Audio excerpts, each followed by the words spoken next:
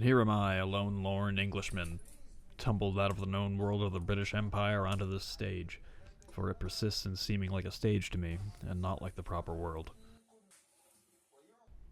So said D.H. Lawrence in Lorenzo and Taos by Mabel Luhan. Martin Secker Limited, London, 1933, which describes her relationship with Lawrence, or Lorenzo, in Taos, and around the world by correspondence.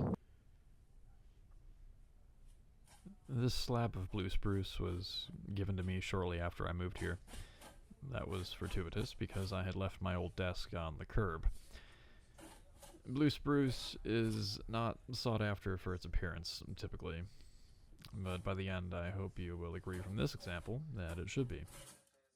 It's one of my favorite trees, and I'm always happy to see it.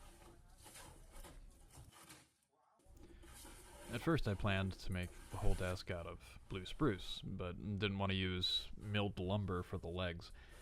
It's surprisingly hard to find thin logs of blue spruce ready to go, and while it can be done, in the course of that search I remembered that where I used to live in Taos, the yards are commonly fenced with latillas, which I remembered to be largely spruce. So this desk will be a synthesis of Colorado and New Mexico, of where I live now and a place I used to live, which affected me just as it did D.H. Lawrence.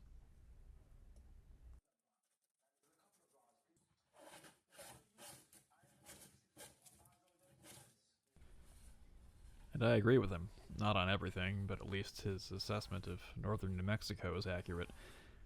The place got into him just as it got into me, and though I've lived in, or at least received mail in, 9 states at this point, the one place whose grip has never loosened, whose tether has always seemed permanent, which got into me the most, was northern New Mexico. A little bit of Santa Fe, but mostly the vicinity of Taos. It does not seem like the proper world.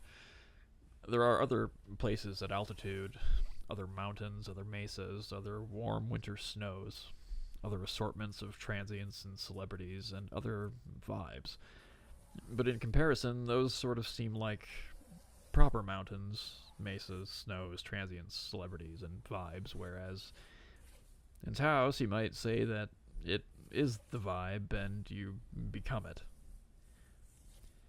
Whether your experience is good or bad, it is unquestionably happening to you in Taos, and I have no trouble remembering things that happen there as opposed to many other places which might seem more interchangeable or perhaps less vibing.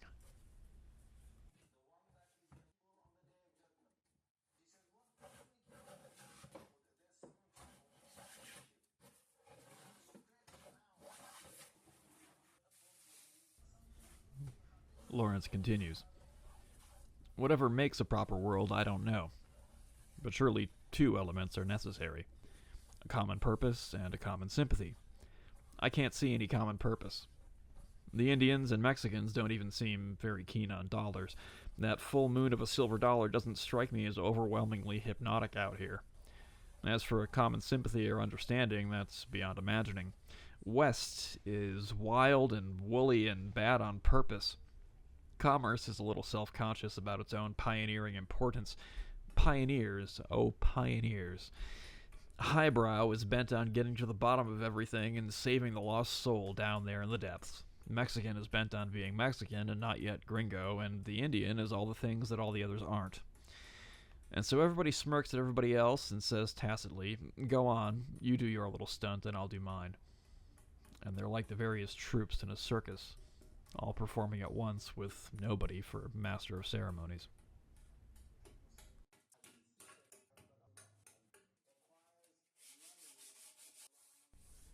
And you might say that could be said about the various groups of people anywhere, but Lawrence is not saying it about these groups of people out of an overwrought literary cynicism.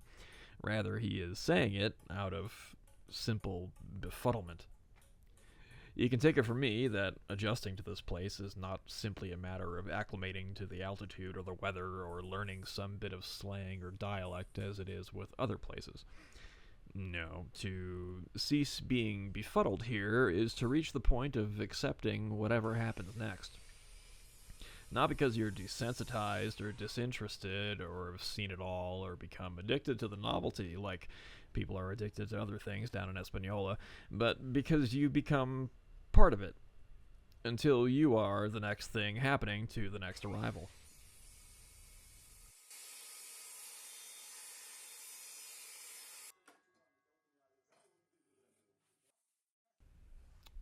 So I drove to northern New Mexico and acquired some dried and debarked latillas of Engelmann spruce. Now, these fences may start out straight, but they rarely end up that way, and I thought I might mimic a crooked fence with the legs. To do this, I cut the legs of equal length and used a hole saw to cut tenons.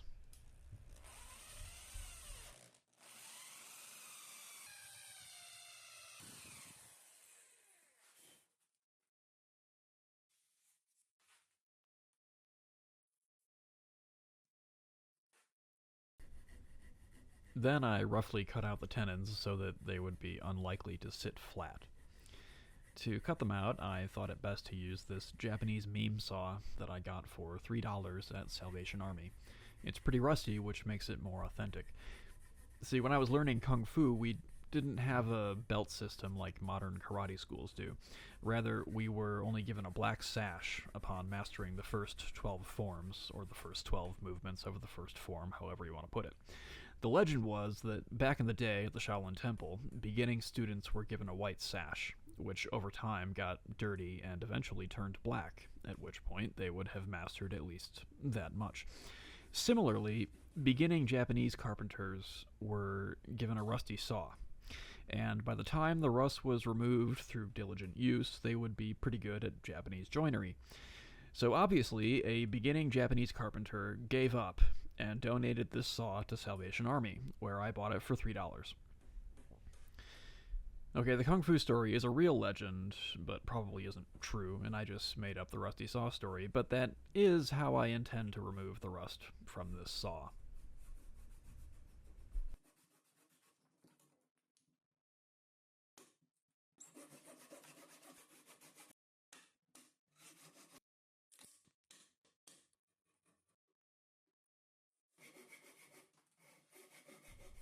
This is going to be a very basic desk, because it's for me. I don't like drawers on desks. I'd rather have a rolling file cabinet I can kick out of the way. I want a big slab of blue spruce standing on a crooked fence, and that's what I'm going to get. Just about every fancy desk I've ever used has made me feel like I'm spelunking to my creative doom as I worry more about hitting my knees on 15 drawers and have to hear the hardware jingling when I reach for a pen, which is in one of those drawers and I can't remember which. That's why a single pen is the only thing this desk is going to accommodate. I don't care what anyone thinks about my weird, simple desk because it will be precisely what is best for me. And that's that. Lawrence continues. It seems to me, in this country, everything is taken so damn seriously that nothing remains serious. Nothing is so farcical as insistent drama. Everybody is lurkingly conscious of this. Each section or troupe is quite willing to admit that all the other sections are bagoon stunts. But it itself is the real thing, solemnly bad in its badness, good in its goodness, wild in its wildness, woolly in its woolliness, arty in its artiness, deep in its depths, in a word, earnest.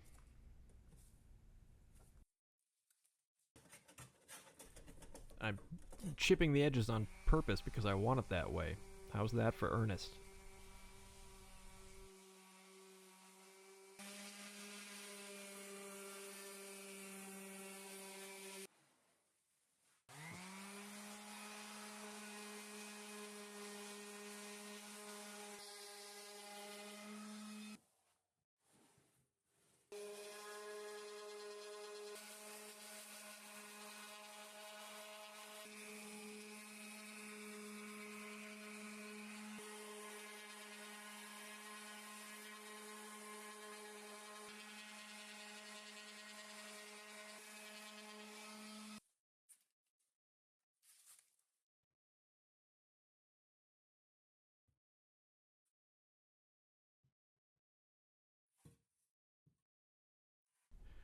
I later realized that only having four legs dangling from the desk wasn't really fully extending the concept, so I did come back and add more later, which you'll see in the finished product.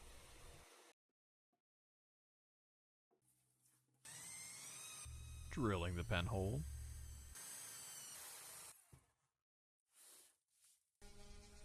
Our last excerpt was sent from Guadalajara after a falling out between Mabel and her Lorenzo. Among these discontented circumstances, Mabel was rumored to be divorcing her husband. Lawrence runs his still, produces and then discards the toxic head which first emerges, and bottles a lesson that one can learn in the vicinity of Taos.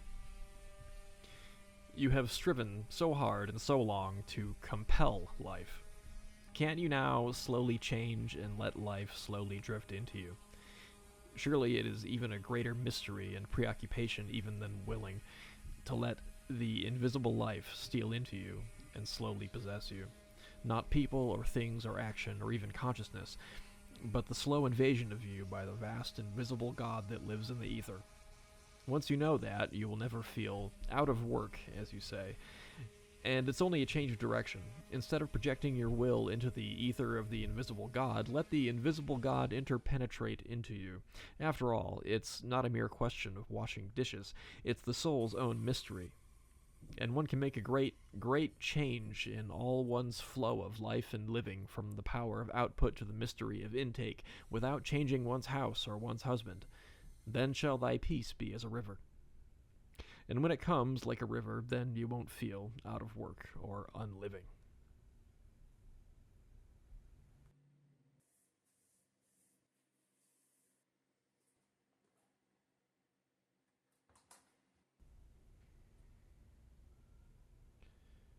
Part of changing my flow for the better is having a desk that doesn't irritate me, and I can now work on a surface of the blue spruce, which signifies this region, and which rests upon these latillas, stretching to the past, my past, to borrow from my work some of Lawrence's stage.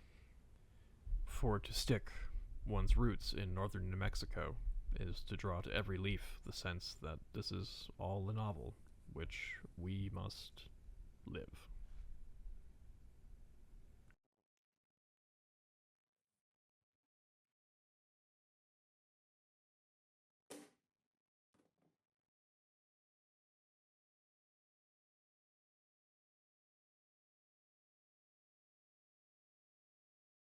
So you might think this is pretty basic and might not even enjoy the aesthetic, but at least it's not another stupid ass river table.